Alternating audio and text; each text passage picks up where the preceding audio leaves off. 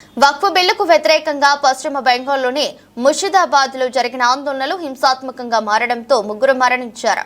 మరికొందరు గాయపడ్డారు. హింస నేపథ్యంలో పారామిలిటరీ బలగాలను మోహరించాలన్న హైకోర్టు ఆదేశాలతో నేడు బలగాలను మోహరించారు. పలు జిల్లాల్లో హింసాత్మక ఘటనలు చోటు చేసుకున్న నేపథ్యంలో దీనిని తాము చూస్తూ కూర్చోలేమని హైకోర్టు స్పష్టం చేసింది.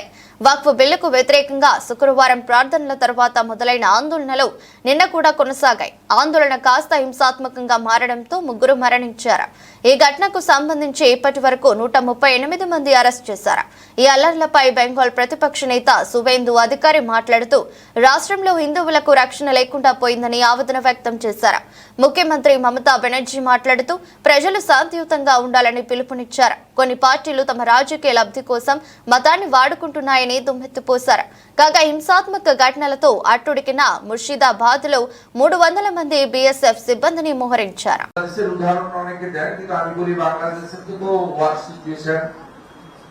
অবস্থা আজকে এই জায়গায় গেছে। আজকে বিভিন্ন ঘটনা ঘটেছে 2:30টার পর থেকে। আমার কাছে সমস্ত ভিডিও এবং সমস্ত তথ্য আছে। আপনি এখানে কলকাতার বড়িয়া থানা এলাকায় তারকেশ্বরে পুজো দিতে যাওয়া লোকদের উপর আক্রমণ হয়েছে, একটা হসপিটালে ভর্তি হয়েছে। তারা কোনো রাজনৈতিক নয়, ধর্মীয় আস্থার উদ্দেশ্যে তারকেশ্বর যাচ্ছিলেন।